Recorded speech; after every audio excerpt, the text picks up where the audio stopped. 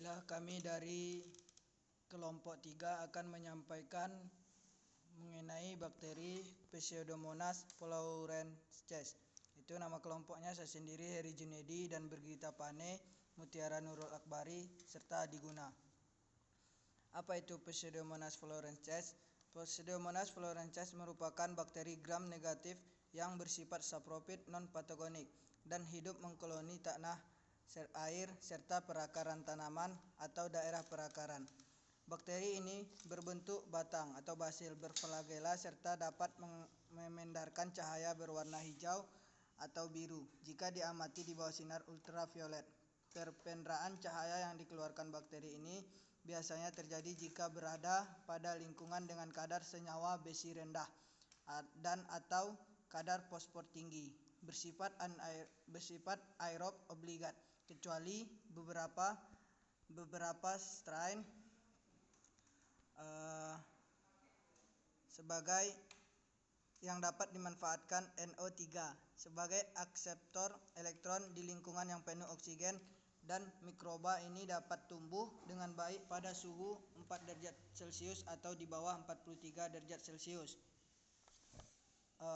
Klasifikasi Pseudomonas flourences ini itu dari kerajaan bakteria, filumnya Proteobacteria, kemudian kelasnya Gamma Proteobacteria, ordonya Pseudomonadales, famili Pseudomonadaceae, kemudian genus Pseudomonas, kemudian spesies Pseudomonas flourences. Morfologi dan sifat Pseudomonas flourescens. Bakteri ini berbentuk batang lurus atau lengkung. Ukuran setiap selnya sampai 0,1 sampai dengan 0,5. Tidak membentuk spora dan bereaksi negatif terhadap pewarnaan gram. Pseudomonas terbagi atas beberapa kelompok, diantaranya adalah subkelompok Bervendae flower yang dapat mengeluarkan pigmen penazime. Selanjutnya akan disampaikan oleh teman saya Adi Guna. Berikut adalah kelompok Pseudomonas flourences. Di sini banyak jenis Pseudomonas.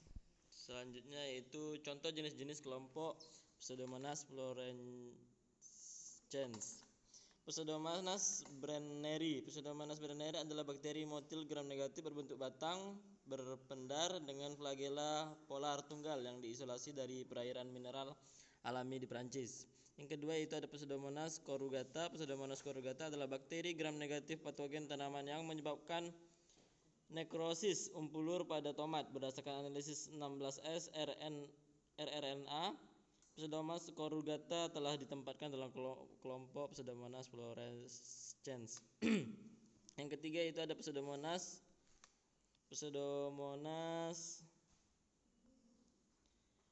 congelans. Pseudomonas congelans adalah bakteri neon-negatif yang diisolasi dari filoster rumput. Jenis renangan adalah DSM. Pseudomonas cedrina yaitu bakteri gram negatif berbentuk batang yang diisolasi dari mata air dan di Lebanon. Berdasarkan analisis 16 rRNA, Pseudomonas cedrina telah ditempatkan dalam kelompok Pseudomonas flourescens. Pseudomonas extremorientalis yaitu bakteri gram negatif saprofit dan bakteri flourences yang ditemukan dalam penampungan air minum dekat kota Vladivostok, Rusia. Jenis strainnya adalah MSG. Selanjutnya yaitu contoh kelompok Pseudomonas yang menguntungkan. Contohnya yaitu Pseudomonas putida, bakteri proteolitik yang mampu memproduksi enzim proteinase ekstraseluler, yaitu enzim pemecah protein yang diproduksi di dalam sel kemudian dilepaskan keluar dari sel. Jenis bakteri ini dapat memecah protein menjadi amonia. Yang kedua yaitu Pseudomonas flourences. Bakteri ini dapat menekan penyakit layu pada tanaman pisang dan krisan yang disebabkan oleh Fusarium oxysporum. Pengujian PGPR Pseudomonas flourences. Pseudomonas flourescens mampu menghasilkan siderator, yaitu senyawa pengkhelat unsur besi pada media King's B yang unsur Fe tersebut sehingga menjadi tidak tersedia untuk bakteri R. solanacearum. atau dapat disimpulkan bahwa setelah diuji sebagai PGPR, Pseudomonas ini dapat menghambat pertumbuhan bakteri R. solanacearum.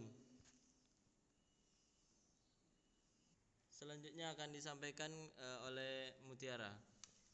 Baiklah, di sini ada peranan atau manfaat Pseudomonas florensis. Yang pertama yaitu sebagai bakteri antagonis yang dapat dilihat oleh teman-teman. Untuk peranannya ada poin-poin yang sudah dijelaskan oleh kelompok saya. Selanjutnya ada sebagai PGPR dan ada sebagai decomposer juga. Selanjutnya sebagai bioremediasi, selanjutnya sebagai pupuk hayati. Selanjutnya ada keefektifan penggunaan Pseudomonas florensis ini. Yang pertama yaitu efektif dalam menekan beberapa jenis penyakit yang disebabkan oleh jamur atau bakteri pada berbagai komoditas pertanian adalah Pseudomonas florensis. Kemudian efektif dalam menekan penyakit layu pada tanaman pisang dan krisan yang disebabkan oleh Fusarium oxysporum. Selanjutnya efektif sebagai agen hayati untuk mengendalikan bakteri layu pada tomat. Selanjutnya Pseudomonas florensis ini dapat memakan minyak bumi. Selanjutnya ada cara perbanyakan Pseudomonas florensis, yaitu dengan dua cara. Yang pertama dengan media air kelapa dan juga dengan media ekstrak kentang gula. Selanjutnya ada beberapa dampak penggunaan dari Pseudomonas florensis pada tumbuhan. Yang pertama, Pseudomonas florensis ini mempengaruhi pada tinggi tanaman, selanjutnya bobot kering akar dan juga bobot berat tanaman. Baiklah, berikut adalah pertanyaan dan jawaban dari kelompok-kelompok lain yang sudah kami simpulkan. Untuk pertanyaan pertama dari kelompok 1 yaitu apa manfaat atau peran bakteri Pseudomonas pada tanah? Kelompok kami menyimpulkan bahwa Pseudomonas florensis ini merupakan bakteri rhizospor atau perakaran yang membantu tanaman dalam mengoptimalkan penyerapan unsur hara tanah atau dapat diartikan sebagai biokatalisator atas reaksi kimia unsur-unsur hara tanaman berdasarkan reaksi ionik senyawa polar. Selain sebagai biokatalisator, Pseudomonas florensis ini juga mampu menyediakan unsur-unsur tertentu yang dibutuhkan tanaman, misalnya nitrogen dan fosfor. Senyawa nitrogen atau N2 dapat terbentuk akibat reduksi nitrat yang didukung dengan kelengkapan enzim yang dimiliki bakteri. Selanjutnya akan dibacakan oleh rekan saya yaitu Brigita. Selanjutnya pertanyaan kelompok 2. Pada Pseudomonas putida dijelaskan bahwa jenis bakteri ini dapat memecah protein menjadi amonia. Bagaimana mekanisme cara pemecahannya dan apa manfaat adanya pemecahan protein menjadi amonia terhadap bakteri itu sendiri? Menurut kelompok kami, Pseudomonas putida merupakan salah satu bakteri proteotik yang mampu memproduksi suatu enzim perotenase ekstraseluler, yaitu enzim pemecahan protein yang diproduksi di dalam sel kemudian dilepaskan keluar dari sel. Jenis bakteri inilah yang dapat memecahkan protein menjadi amonia. Bakteri Pseudomonas putida merupakan mikroorganisme yang penting dalam proses amonifikasi, yaitu perombakan BO menjadi amonia. Jadi, keberadaan bakteri Pseudomonas putida dapat meningkatkan kandungan amonia dalam perairan. Sebagai contoh, sumber limpah cair pabrik tahu berasal dari proses perendam kedelai serta proses akhir pemisahan jonjet tahu. Limbah cair pabrik tahu mengandung bahan organik yang tinggi terutama protein. BO ini merupakan nutrisi utama bagi bakteri amonifikasi sebagai penyedia amonia di lingkungan perairan. Amonia tersebut akan diubah oleh bakteri nitrifikasi menjadi nitrat yang berguna bagi tumbuh. Selanjutnya, pertanyaan dari kelompok 4. Mengapa bakteri Pseudomonas florensis ini berperan sebagai decomposer? Pseudomonas florensis juga sering dimanfaatkan dalam pembuatan pupuk organik baik secara tunggal maupun konsorsium bersamaan dengan mikrob yang lain. Meskipun pada umumnya Pseudomonas florensis hanya mampu mendekomposisi bahan atau limpah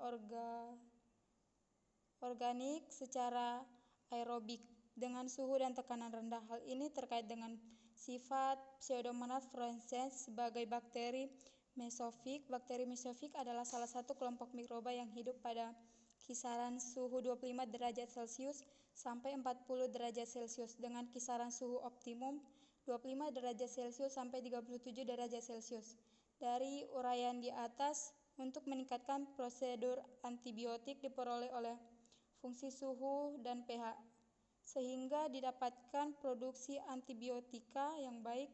Peran Pseudomonas fluorescens sebagai dekomposer mampu menghasilkan pupuk organik dengan kadar hara mikro dan makro tersebut yang cukup baik, terutama unsur fosfor dan nitrogen. Selanjutnya pertanyaan dari kelompok 5 yaitu bagaimana proses bakteri ini sehingga dapat mencegah pencemaran pada lingkungan, yaitu dapat dilakukan dengan menggunakan proses teknik bioremediasi. Teknik bioremediasi yakni dengan melakukan penggunaan mikroorganisme untuk mengurangi polutan di lingkungan. Saat bioremediasi terjadi, enzim-enzim yang diproduksi oleh mikroorganisme memodifikasi polutan beracun dengan mengubah struktur kimia polutan. Peristiwa ini disebut dengan biotransformasi. Pada banyak kasus, biotransformasi berujung pada biodegradasi. Saat polutan beracun terdegradasi, strukturnya menjadi tidak kompleks dan akhirnya menjadi metabolit yang tidak berbahaya dan tidak beracun. Pertanyaan dari kelompok 6 yaitu bagaimana proses bakteri ini dapat digunakan sebagai pencegahan pada minyak bumi, yaitu penanganan kondisi lingkungan yang tercemari minyak bumi dapat dilakukan secara fisika, kimia, dan biologi. Remediasi secara fisika dan kimia bersifat remediasi jangka pendek dan tidak tuntas. Perpindahan massa antar media lingkungan hanya sekitar 10-15% pencemar dapat dipindahkan dari media laut. Untuk penuntasan remediasi diperlukan penghilangan media secara biologi. Bioremediasi didefinisikan sebagai teknologi yang menggunakan mikroba untuk mengolah cleaning hidrokarbon minyak bumi dari kontaminan melalui mekanisme biodegradasi alamiah, atau meningkatkan mekanisme biodegradasi alamiah dengan menambahkan mikroba. Sekian presentasi dari kelompok kami. Assalamualaikum warahmatullahi wabarakatuh.